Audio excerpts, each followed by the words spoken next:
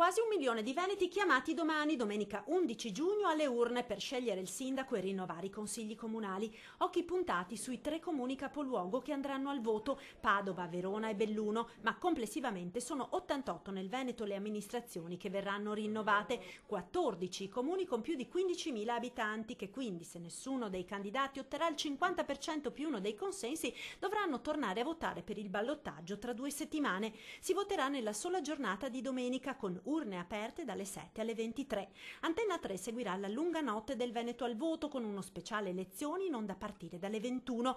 In studio con il direttore Luigi Bacialli si alterneranno ospiti e collegamenti in diretta da Padova, Conegliano, Belluno, con tutti gli aggiornamenti sullo spoglio delle schede nei comuni capoluogo, ma anche di tutti gli altri 88 comuni veneti chiamati alle urne. Risultati elettorali dunque su Antenna 3 nella lunga diretta fino a notte inoltrata, e poi ancora un nuovo speciale elezioni con gli ultimi risultati ed i commenti sull'andamento del voto lunedì a partire dal TG delle 12:30.